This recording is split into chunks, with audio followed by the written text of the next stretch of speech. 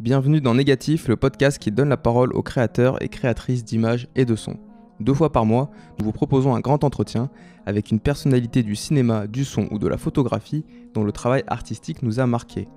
Je m'appelle Thibaut Elie et aujourd'hui nous allons découvrir l'univers d'un duo de réalisateurs, 2 frères jumeaux, artisans de l'animation et rois d'un royaume enchanteur. Une fois n'est pas coutume, un entretien dans leur langue natale, l'anglais. Bonjour Stephen and Timothy Quay. Bonjour. Bonjour. You are commonly known as the Quay Brothers. You are born in Philadelphia, in the US, but you are nowadays crafting movies in your London workshop and studio.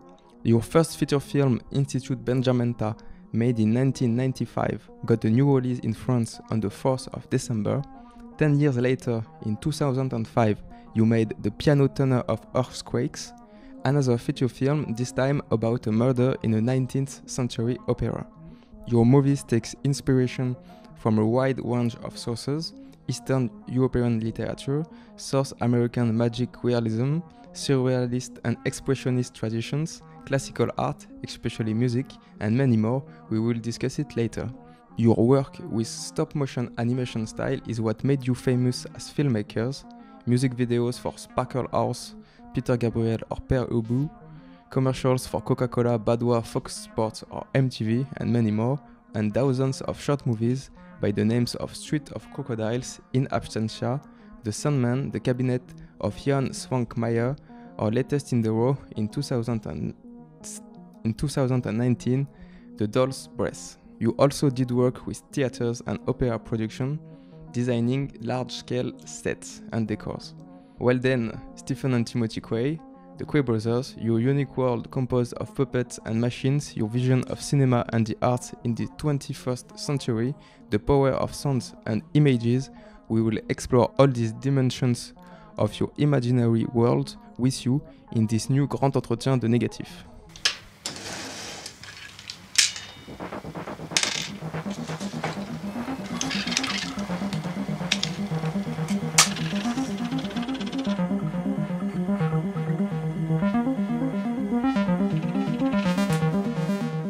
First and foremost, Stephen and Timothy, which word should we use to describe what you do in your life? I think that probably what we're looking for is, and there's an expression, the conditions of enchantment. So I think that we're searching for the marvelous, the hidden.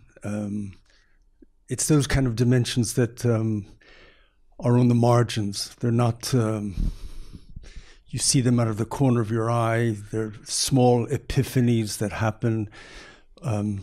So you're enchanters? You're not directors or animators?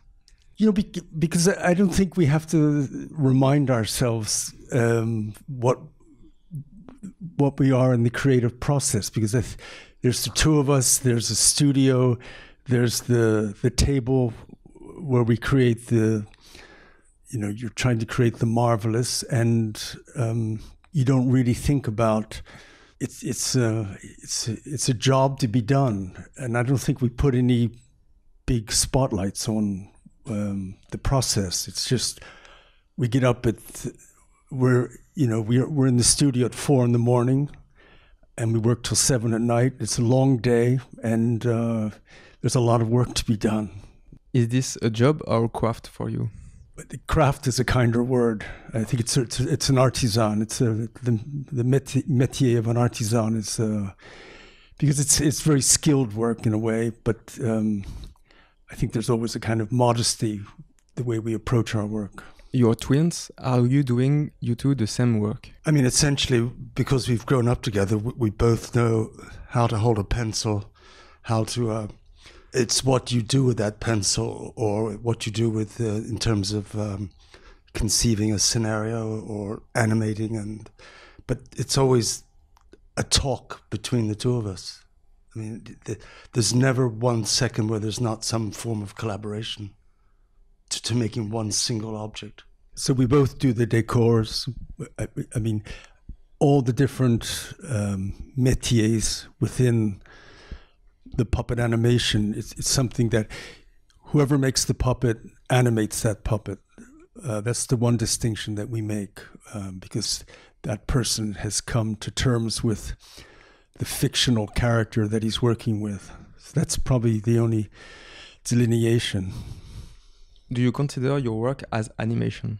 I think there's a quote that Robert Walser, he talked about a Zwischenwelt, which was an in-between world. And I think that with us, with the animation, I think it's trying to create that in-between state that it isn't live action, but it isn't necessarily puppets.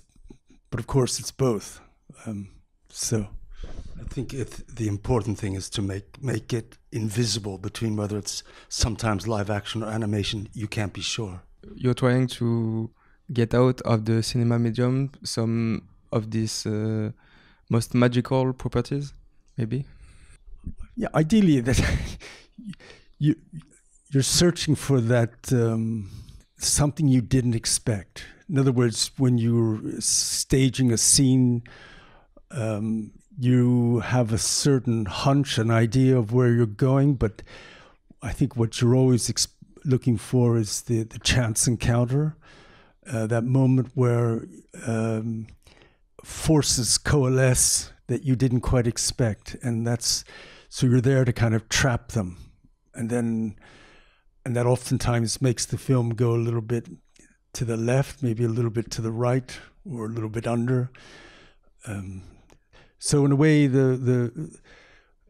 as we've said, the studio is like a laboratory where you have the right, and you also have the opportunity to experiment and discover. And that's the most important. And on top of it, no one is looking. It's just the two of us. Are you doing fiction, documentary, or experimental movies? Sometimes it's a little. We've done documentaries. At other times we've tried to do a more experimental, sometimes fiction. But then I think every film has a mixture of both. So there's a mélange. Are you also storytellers? Yes, I think modest storytellers. I don't think we're not interested in telling big dramas. It's very quiet. It happens in the wings of in the shadows. That's the dramas we like, the small ones. Shadows, storytellers. The half-light. Yeah. Your first feature film, entitled Benjamenta, made in 1995, narrates the story of a butler training school in which the same and only lesson is perpetually delivered.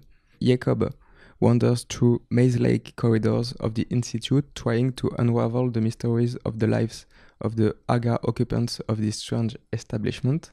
In 1995, you already made a great range of short animated movies. Why did you jump to a longer format, including real human actors?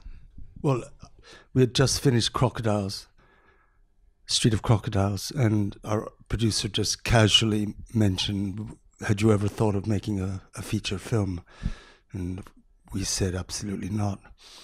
And we were rereading Robert Walser at the time, and I think we looked at each other and said, this could be potentially molded into a feature film with actors. And we've always watched live action films, and we even watched films on television. So there were various people that we saw out there that we thought, yes, if we could get such and such a person to act, that we would feel that we could contribute towards a live action film. As you said, the movie is based on the novel by Robert Walser, Jacob von Gutten, written 1909. How to adapt such a story from a marginal writer to a film? I think that it was. I think we like interior journeys, and this was one where a figure like Jakob was quite mysterious. He enters this institute, and for us it was first off a kind of an architectural space which had a a former life, and what you feel in the Institute is that it had many previous lives, so there was a contamination of elements. For instance, we said it was a factory for making perfume, but perfume comes from musk, which comes from the deer. So Walser also worked with very much the genre of the fairy tale, and I think that the animal kingdom is a layer to the fairy tale. And I think there was that whole subjective side too, to Jakob's world that attracted us. And so I think that was just the starting point. And then we just sat down with our friend Alan Passes, and we just worked through an idea of how we would approach the novel, but knowing that Walser also was he created a lot of monologues and a lot of subjective voiceover. So I think we set off immediately trying to see the film almost as a silent film with music and sound and occasional voiceovers, which would help establish the subjectivity of the material. Are you writing a script, a scenario? Oh, it was a very detailed script. With the animation films, we don't really, we write a basic script, but it's not, and we never do storyboards. But with this one, we realized we had to write a very detailed script in order to get the funding for it. I know that on the in writing the final scenario that we gave very precise lighting conditions for the future cameraman. We're going to listen to a first extract taken from the beginning of the movie.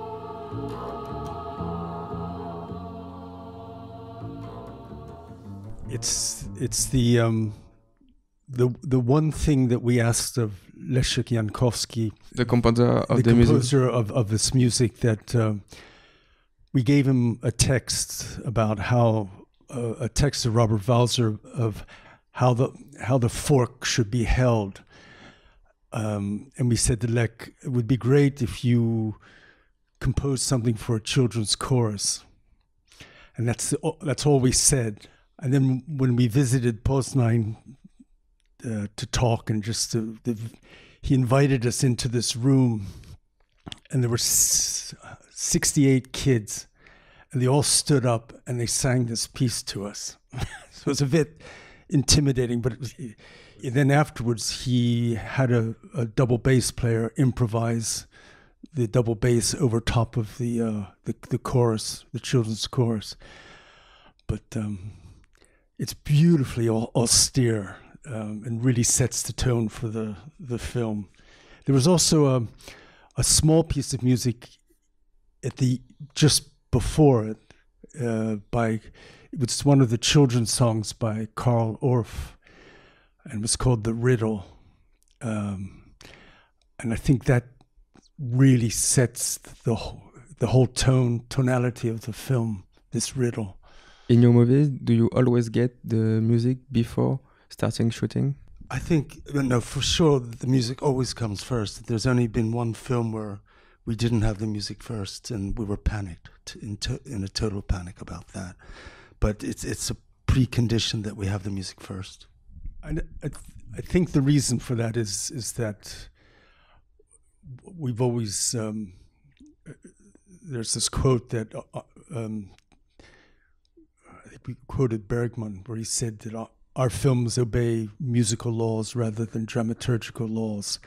And I think the idea that the music creates a fantastic force field. In a way, it frees the image, and it also makes it independent of dialogue. And, you know, the notion of choreography, that we feel much more comfortable in the sense of choreographing movements like a choreographer. Talking about choreography, you worked with actors in this movie. In your short animated movies, you work with puppets. How is it to guide, direct actors in a feature film? Well, it's certainly easier to guide live actors. Puppets, I mean, when you make a camera movement with puppets, it takes us hours, because we always say the third puppet is the camera. And so if you're doing a tracking shot or a crane shot, I mean, it's all about mathematics, and that is a protracted exercise. With live actors, you know, you really get them, you show them the frame, and then the intention is to elicit, to bring out a response from the actor, that they offer what their conception of their character is. With the puppets, we impose a performance, we're manipulating them. But for us, there's no confusion that we don't treat the actors like puppets. About camera work, you work with Nicholas Nolan, the cinematographer. What was his contribution to the movie? We were given the opportunity of interviewing 3 cameramen by our producer. We had seen some of his work for a number of ballets, and they were in black and white, and we were already attracted to him. And the one cameraman that we interviewed had done the last Hitchcock film, and we had this interview with him in which we said, can you conceive of filming theatrically? And he said, why would you do that? So we crossed him off instantly. In the end, it was Nick Nolan who was absolutely coincided with us, and he was also a great lover of Belgian beer. No, I think I don't know if I think we talked to him about Carl Dreyer, like Vampire, and we said we wanted the purest whites, the richest blacks, and then the most beautiful grays imaginable. And after that, we didn't have to say a thing. He just... Because the movie is in black and white. Yeah. And grays. I mean, he knew from the beginning it would be in black and white. He made some very good camera tests that we sat down and worked out. But it was quite magical what he did. And you didn't have to say a lot. He understood it. You are cinematographers of your short animated movies? Yeah, we do. So because we can't afford anybody. So you do the lighting. So you are lighting experts too? Well, we've learned a little bit of the craft of lighting, but I would never say that, you know, Nick Nolan was a real master of the craft of photography. Yeah. Did you give him directions, or did you just watch him do his work? Because in the script it was very clear. We would say what the general feel was, whether it was night, whether it was late afternoon, the quality of light when you see the fishbowl, and he spent a lot of effort working on that scene. And the thing is, with the Institute, you could never tell day from night, because you felt secluded. There was a penumbra of darkness surrounding this place, so it was always, you couldn't say it was dawn. There was no light, there was no sunlight coming in. It was always a kind of magic hour, yes. Is your camera in this movie, in this feature film, another kind of character too? Probably less so, because in a sense with live action, you think the camera's sort of invisible, whereas I think in animation you don't expect a lot of vigorous camera work or tracking shots, because they are a lot of people have what they call go motion, so they can just type into a computer, the camera will move at a certain speed.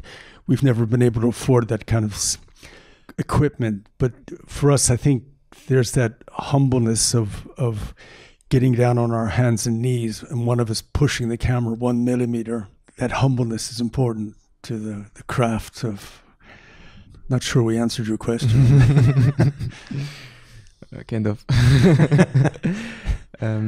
Did you work alone on the craft of the decors of the sets of the institute? No, we entirely handpicked the whole team. We had originally Alan Starsky, who was Vida's set designer, and he was on board, but the film didn't. We weren't able to get the contract out to him, so we lost him. So he had an assistant who was an Australian girl, Jennifer Kentke, and we used her. But she followed. I think we gave her very explicit things, but she made some beautiful contributions herself. So we had enough work to do with the actors, and so she handled the production side of it. We gave her an enormous amount of reference material from books. Architecture. Yeah, architecture books, exactly. So she knew exactly what we wanted. And we also rode around together to antique shops or secondhand shops and markets to find certain kinds of details that might be in the institute. It was very hard not to want to have your fingers on everything. It was more a collective movie. Yeah, but in animation, it was, as we said, it's the two of us. But with this one, the team really came together. It was sort of a pleasant surprise to have that kind of freedom and everybody helping out. And for two people for their first feature film, you couldn't have had a better situation. Did you want to make a politically engaged movie with Institute Benjamenta? No, I don't think that's not our forte. Yeah, it's not Robert Walser. I mean, yes, maybe. I mean, the idea of staying small is an act in itself, becoming a zero. But I think by becoming a zero, you pass through the middle of that zero, and there's a lot that is available mentally, psychically, and in a sense of discipline that we liked. How your movie was received by the public in 1995? I think there was a bit of admiration, but on the whole, it was considered highly uncommercial. And we have to admit that the film was really, to our surprise, respected here in France. It took off in a way that it never happened in England or America, but I think in a way it became a quiet. I think it was admired for the fact that we stayed true to the world of where we come from, the world of animation, but at the same time, it's a leap to another. How do you say it? Another plateau. Yes. Could Institute Benjamenta have been told in a short movie of 10 or 20 minutes? Well, we did a pilot for Institute Benjamenta, which was the Comb, which we did in 1990. And then we also did another sequence for it, which we actually used in the film. We did that in 1993, and that was Stille Nacht 3, which explored some of the deer imagery. So in a way, we did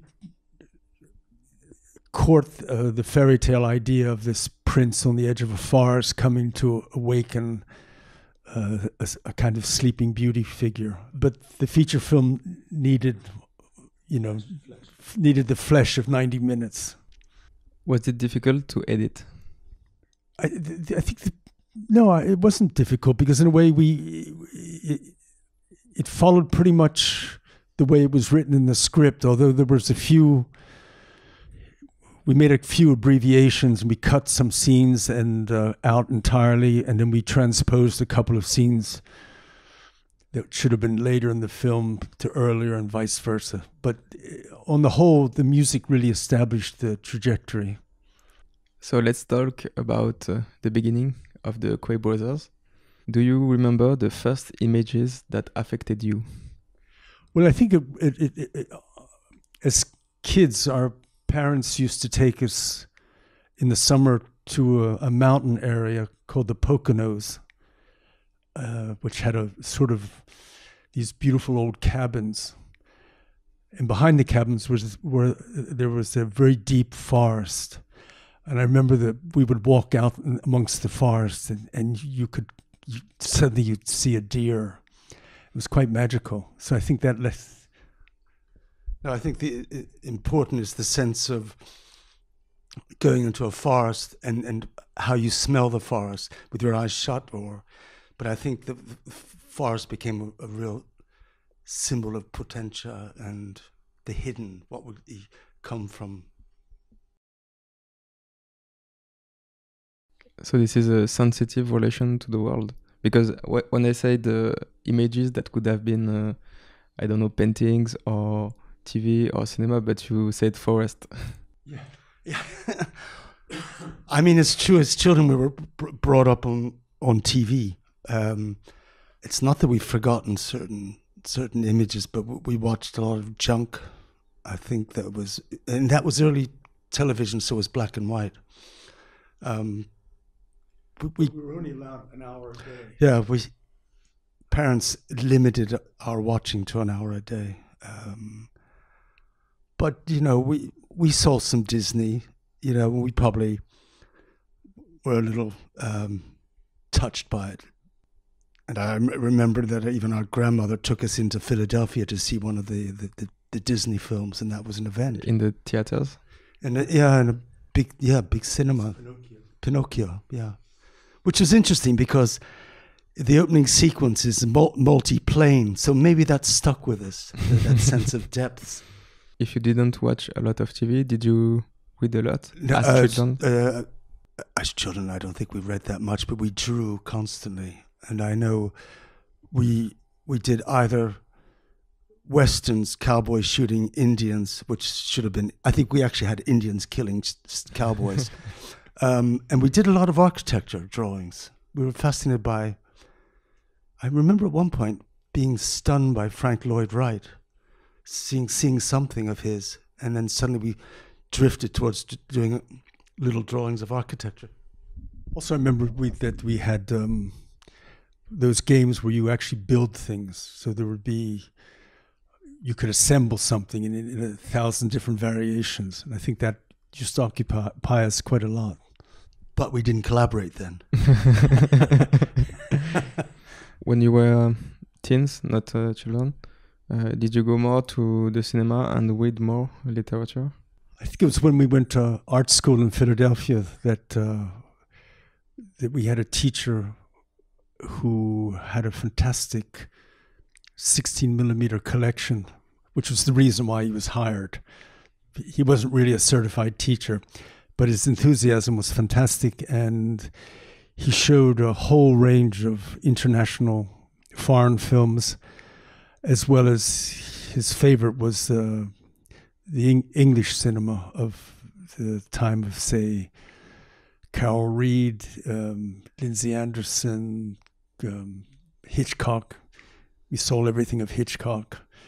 But then he showed us Buñuel, early Buñuel, Dreyer, that was Day of Wrath, Bergman, so some Fellini. So it was and then also just outside of Philadelphia was this quite extraordinary repertory cinema that played 2 films a night, double bills, and this man played lots of films from Eastern Europe, the Czech New Wave, the French New Wave, and the early Russian cinema, Parajanov and Tarkovsky. So all of Bergman's films, Antonioni. So in a way, we had by the time we left the Philadelphia College of Art and came to the Royal College of Art, we had a lot of cinema under our belt. I know that when at the Philadelphia College, we would read there were 2 magazines. They were Swiss, Graphis, and it's where we discovered the art of the Polish poster. There was also happened to be an exhibition of Polish posters. The word Kafkaesque came up, and I remember we went up to the librarian and said, "What does Kafkaesque mean?" And he said, "Well, look it up in the dictionary." So he gave us a dictionary. We looked it up, and it didn't exist. And then, like days later, on the library shelf, we saw the diaries of Franz Kafka. So we immediately took those out, and that opened up the world of Kafka to us as well. So there was a good simultaneity of things. Misconnections. I think it's also where with Kafka and the diaries was this whole fantastic element of where it was he would begin a story and it would just cut off, or he'd make a little fragmentary description, and it was that feeling there that where the fragment felt not incomplete but absolutely complete, and I think it was something that we really admired, and I think we've always taken it into our world that the fragment can be just as powerful in its incompleteness, but feeling complete. And it was in the diaries of Kafka that we first ran into the man Robert Walser. He had been reading some of his feuilletons, and Kafka laughed uproariously at them. So there was our introduction to Walser. What about music? What did you listen to at the time? One thing was that our mother was a figure skater, did ice skating. So she always had a collection of classical music that she used to skate to. So there was always the standard, the Tchaikovskys, the Nutcracker Suite, that kind of thing.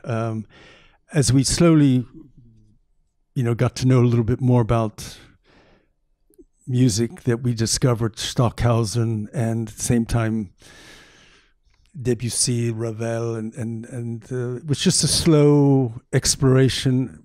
We'd listen to the radio and took notes, and the works of Janacek, and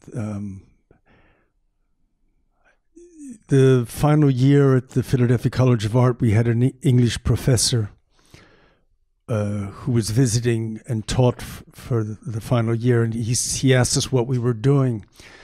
And we said we were interested in maybe doing some filmmaking, to study film. And he said, well, we mentioned that we wanted to go to the London School of Film Technique. And he said, I suggest you show your work at the Royal College of Art. They have a film department.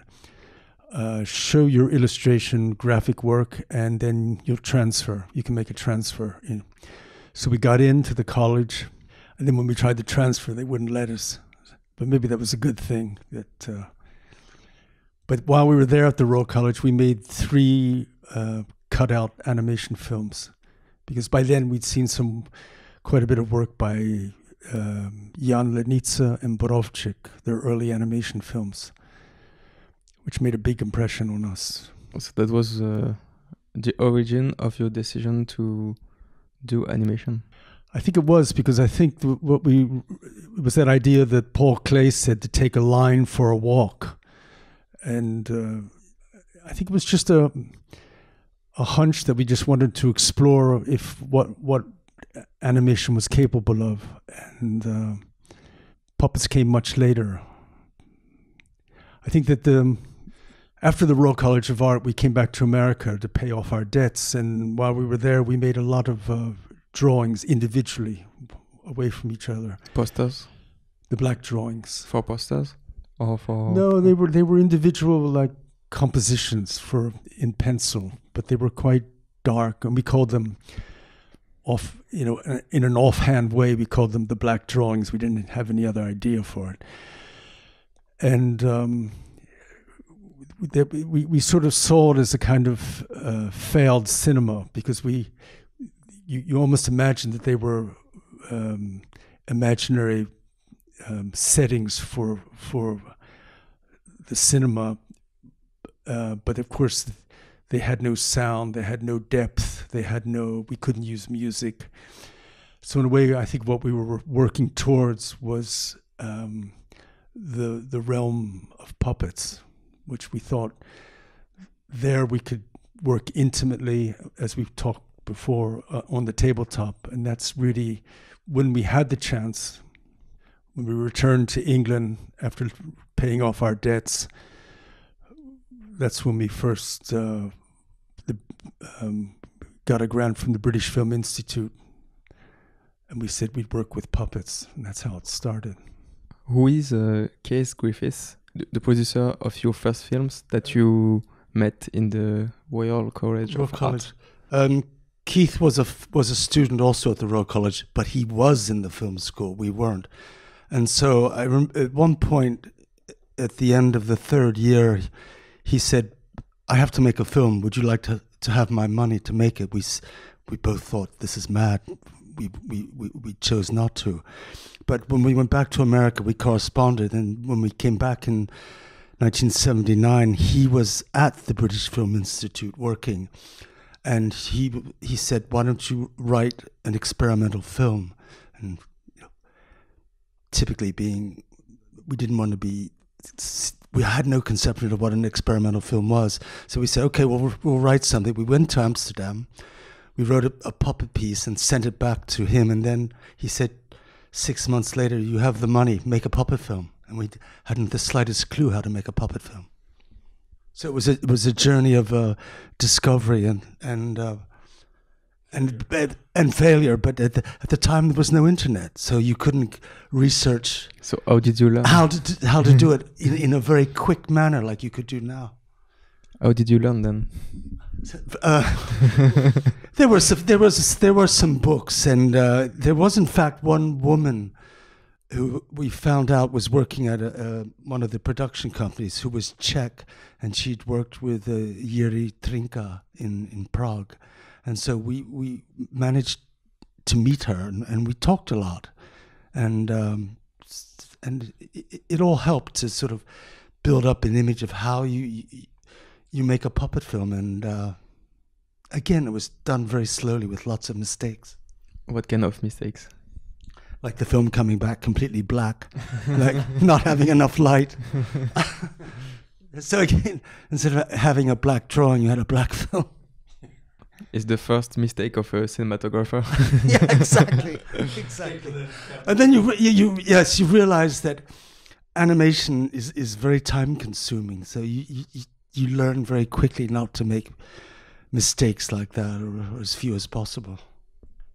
But also, it was something where you realized that patience could be tremendously rewarding. That it has to be probably one of the slowest crafts métiers in the world to do an animation film, but that's what we chose. That's what we had to submit to. And like drawing animation or computer-generated animations, you have to deal with a real camera. How did you learn to shoot with a real camera? Well, I mean, even at the Philadelphia College of Art, we would hire you got people to teach you how to load the film and unload it.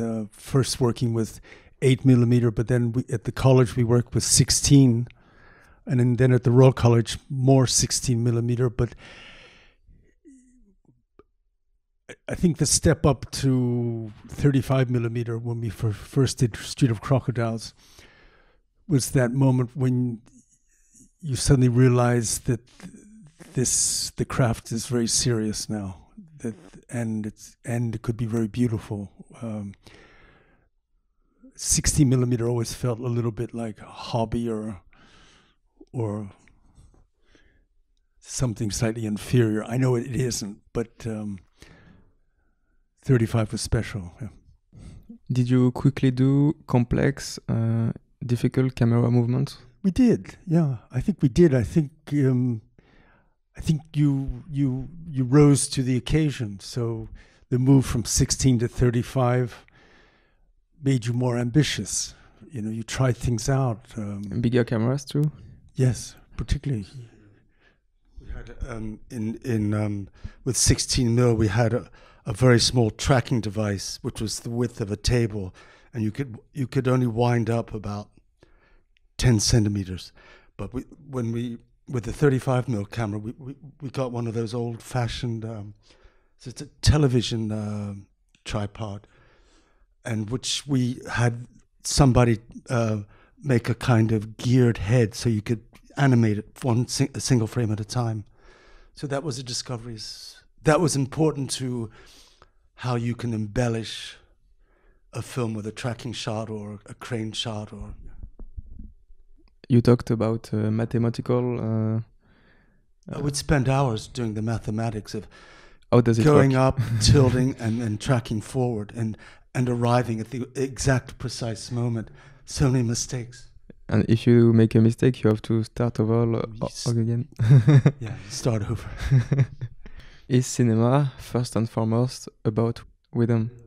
I think the sense of rhythm for us comes from the music. So immediately when the film comes back, we are always doing the montage simultaneously, and you can see instantly whether that sequence that you had in your mind rhythmically works with the music. If it doesn't, then you reshoot or you rethink how to do that. Was it difficult in the early days to make a living from your work as an artist? In the beginning, yes, you really had to, because at the time when we were living in England, from say 1970, 78 on to, from 1978, we were Americans who only had 6 months to stay. We were only permitted 6 months, and then we'd have to renew our passport. So it meant every 6 months we either had to fake or somehow say that that we had a job, a new commission. So Keith was constantly protecting us because we were quite vulnerable to being thrown out or just saying get out of England. But then we, after about 7 years, we got invited to become English citizens. So it's okay now. We won't get thrown out. But is it easy to make money out of short animated movies? I think Keith, it depended on the scale. Like Street of Crocodiles we had a substantially good budget that we could live and work for, say, 2 years. For 20 minutes animated movies?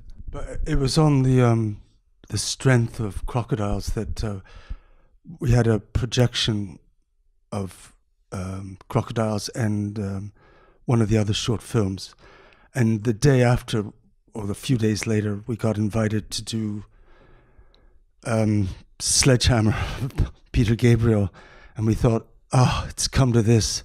But we ended up doing pop videos. But it was a good experience. And then immediately after that, the world of publicité came in.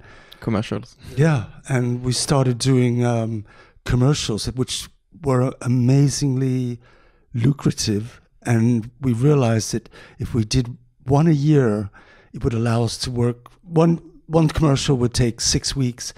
We'd have another 46 weeks to do our own work. So it was a sort of payoff with the devil that it would allow us to survive. And invariably, sometimes it would be 2 commercials a year. So, and again, the money went almost exclusively to us because we did everything. In 1986, you did 2 commercials, Honeywell Computers and Walker Scripts. These films are aesthetically different from what you did as short movies. For Honeywell Computers, this is computer-generated graphics, the first ones. How did you work with these? Any commercial has a scenario that's already written for you. I mean, what they then do is ask for your collaboration, and inevitably, you can suggest that we could go this way or that way. I know with the Honeywell, ours they're trying to sell Honeywell computers and by saying, if you don't want to look old-fashioned and Charles Dickens, which they got us to do those sequences, and then they flashed ahead to a modern computer technology, CGI kind of filmmaking. And we found out afterwards that everybody preferred the old-fashioned, our little bit of animation to the contemporary CGI. So in a way, we won a little contest there. People who listen can check on YouTube because this is still on YouTube. Is it on YouTube? Yes. Walker Scripts 2. Aesthetically, did you want to make something different from your animated movies? Yeah, that was no. I think we what we liked about that one was that they already had the music and the sound done, and it was a kind of liquid humor, and it was a challenge. I think that that fascinated us. So we did some things like for a weed killer, Monsanto, which now has gotten into big trouble, but they said to us, so we did all 3 sequences, and they said, oh, maybe we'd like you to do part 2, another... Explain what it's a weed killer. Yes, I did say weed killer. No, Roundup. It's Roundup. Yes. Yeah, it's a weed killer. It's quite lethal. Now people are dying of it, but at the time, they thought only the weeds were dying. But when we made, when they proposed that we might do the second part, they said this time let's not be so sentimental towards the weeds, sympathetic. In commercials, are you given carte blanche? Never carte blanche, but they give a brilliant scenario. I mean, really, truly, sometimes brilliant. They just put it through our filter of how it should look. I mean, we did something for Badois. The French came over to us, and we did 3 parts. Two parts, and they were based on La Fontaine. So they were very happy. Do you consider your commercial as part of your cinematographic work? Yeah, absolutely. Because in a way, you have to respect the world of advertising, because sometimes it can be brilliant. You know, the majority of the times it's dire. It's not very interesting. But you know, when the scripts are good, you just say, I think we can acquit this and make something very good and respectable. Let's listen to one of your commercial works. So for the camera company Nikon in the 1989 Fun Touch campaign. In it, you bring to life all cameras that observe a small modern camera whose advertising promotes. Hi, what you got there, Norman? It's the Fun Touch. Don't tell me. It squirts water. Actually, it's a Nikon. The business. Norman! Trevor! Say cheese. Fingers? I think, no, that we're fascinated because, again, it's about the cinema. So the use of cameras and moving cameras on tripods, and I mean the dialogue is stupid, but effective, but to bring the voices alive with the movement of the cameras, and to discover what each camera could do as a voice was the challenge. And at times it's you're given quite a large budget for the art department, so there's always the great pleasure of going out to secondhand camera shops and finding characters. Instead of looking for a fat man and a thin man, you find different kinds of cameras in that sort of range of character. So it was a huge amount of fun. So I think when the camera people, a shop, the two of us would come into it, and we'd be there working out all the different, what tricks could it do? And they're thinking, what the hell are these guys doing? We will now listen to some music. In 1999, a BBC producer, Rodney Wilson, put you in touch with the legendary Karl-Heinz Stockhausen for the joint production of a film called In Absentia.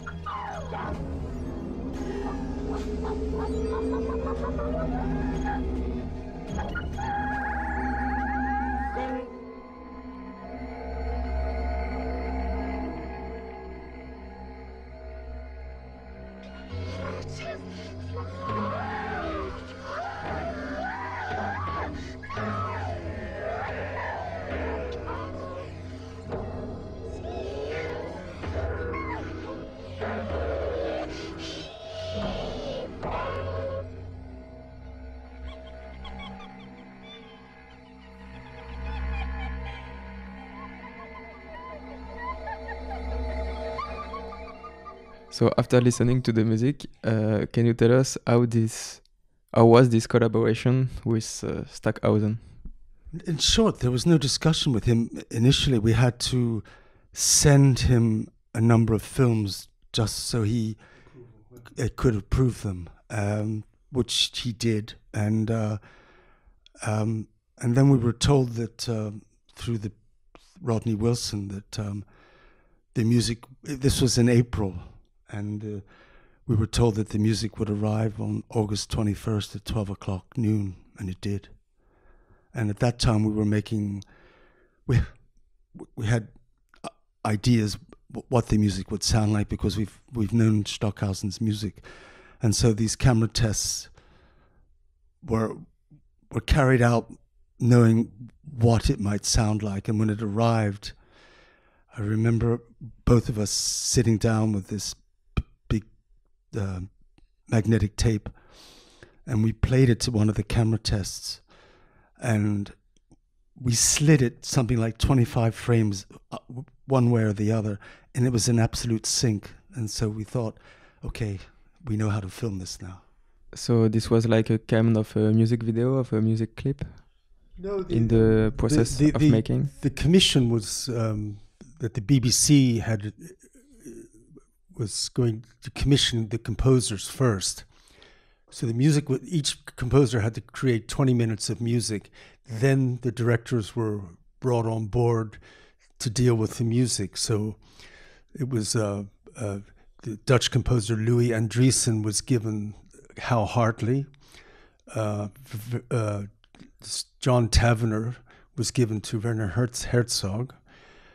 Nicholas Roeg had the music of Portishead. and then Stockhausen's music. We had the call to do Stockhausen, so it was very. So it was sort of an inversion. Most people don't tend to work with music first, but for us it was perfect. You also collaborated with a large number of avant-garde artists on the development of music videos. With his name is Live, 16 Horsepower, Paul Denis Miller, alias DJ Spooky, and film music composer Michael Penn. Working on a music video is perfect for you since you have the music first. I mean, I know with his name is Alive, he initially contacted, was it us or somebody, he just wanted to use an extract from Street of Crocodiles, and we said no. We'll do something specifically for you if you pay us, but we weren't going to let you have Street of Crocodiles. So his production company, was it 4AD? Said here's £10,000. What can you do with £10,000? So that's how that happened, and then we got to do part 2 a couple of years later. But normally it's we had an agency in Los Angeles, also one in London, but occasionally the music would come in, and then we would be given the music. Would we like to do it? So we had a choice. Some we rejected, some we didn't. We did them. But again, I think it's again the feeling is, did the music feel cinematic? Could you make it work with? And I think particularly his name was Alive was the one I think that we felt it was more cinematic. It felt it. And for you, short movies such as Street of Crocodiles, We All Soul for Instinct Anatomies, Ex Voto, The Camp, The Artificially Perspectiva, etc. You work with a composer like Jankowski. So in this case, do you have more control on the music? With Lek, we never ever once told him. It was always a surprise, and we just adapted to it, and that was fine. That was wonderful. I think he had an unerring instinct for anticipating what we would like, and vice versa. And then we were completely at liberty to say, surprise us, and that was the provocation.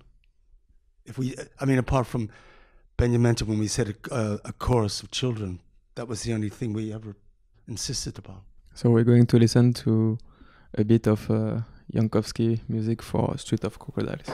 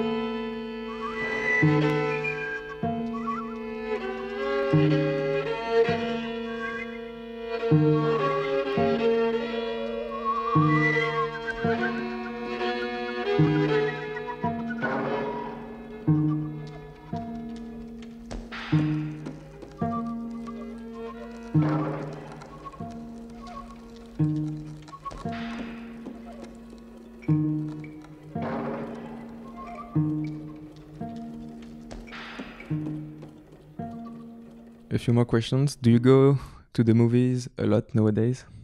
Often, probably not as vigorously. Our days are long, so sometimes at the end of the day you're pretty exhausted. What are you doing in your days? Well, if you're doing the animation and building and all that, so we tend to work Saturdays and Sundays. I mean, we have quite a large DVD collection, so you're always reviewing films, always. And then we talk about them, but you're always measuring the distance between when you first saw the film 30 years ago to when you see it now, or maybe, and you're always measuring what it is what you love about it, or what you will always love about it. No, it's a good history lesson. You're always reviewing. But I know we're seeing, I mean, we go to film festivals occasionally, which invariably are animation festivals. But you see also what's being done on a festival like in Leipzig, which we just returned from. You see what's being done in the documentary. You see and a lot's what's being done in animation. So you're staying abreast of movements. I mean, we read certain cinema magazines, and you see, oh, such and such a film has come out. This one has no dialogue; it's only music. So of course we're fascinated, and we do see experimental films. I mean, in a way, they're probably closer to the area that we prefer to operate in now. Is it still possible, meaningful, to make stop-motion movies in our digitalized world? I mean, it's also a generation gap, because I mean the kids who are working with CGI and in the digital world can look back at say traditional animation, which doesn't mean traditional. Schweikmeyer isn't traditional. He does achieve it, in a militant manner, with his hands and the hands of his animators.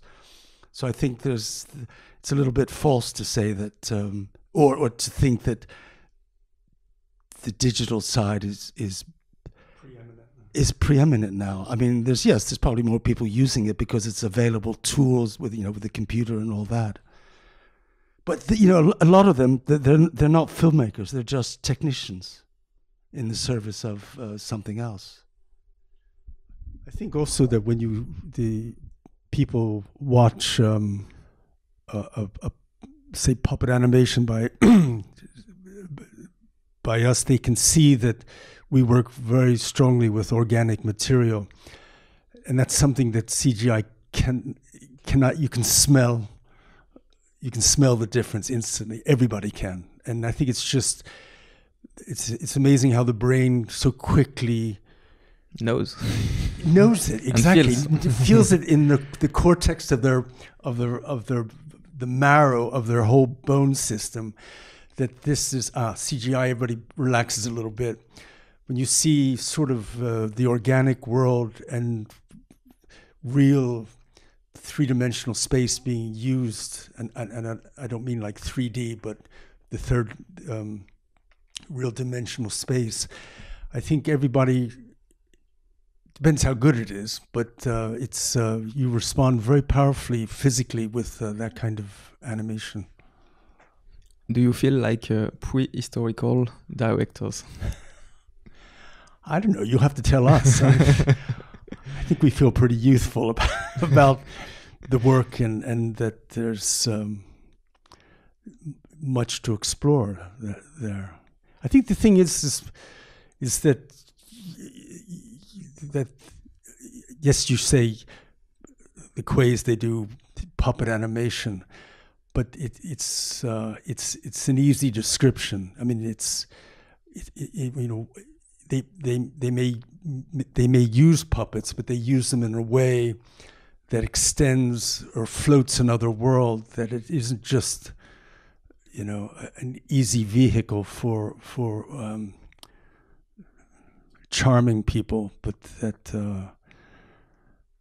and I think it comes back to trying to create this in-between world, between where you feel that there's the power of live action, the power of animation, but we're floating something very much in the middle. You finished The Doll's Breast, your last short animated movie, which can only be seen in 35mm. What are your next projects?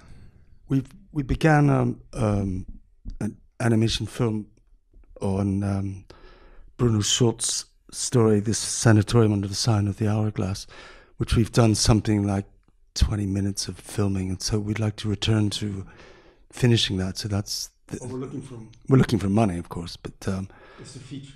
It'd be a feature. So your third feature film? A short feature. Short feature? No, it's something like 80 minutes. But it's meant to be a mixture of live action and animation. So we wanted to court both worlds. One is inserted inside the other, and vice versa. But again, you need a substantial budget for that. So that's what's happening as we speak. We're looking for money. Do you want to end on this call for money? No, it's a subject, the Bruno Schultz. I mean, we're also doing a kind of installation at the Rotterdam Film Festival this year. We've been invited, and what we're doing is we're exploring some of the themes from the Bruno Schultz story, Sanatorium Under the Sign of the Hourglass. And so it's creating an installation which we're hoping will sort of both announce the project but take you in a slightly different direction. So, thank you very much, Stephen and Timothy Quay, d'avoir participé à ce nouveau grand entretien de Négatif. Négatif, c'est aussi un site internet, négatif.co. Vous pouvez y découvrir la biographie des invités, des extraits vidéo des films, ainsi que des liens pour approfondir le sujet. N'hésitez pas à nous suivre sur vos applications de podcast, sur Spotify et sur YouTube, et à vous abonner sur les réseaux sociaux. À bientôt.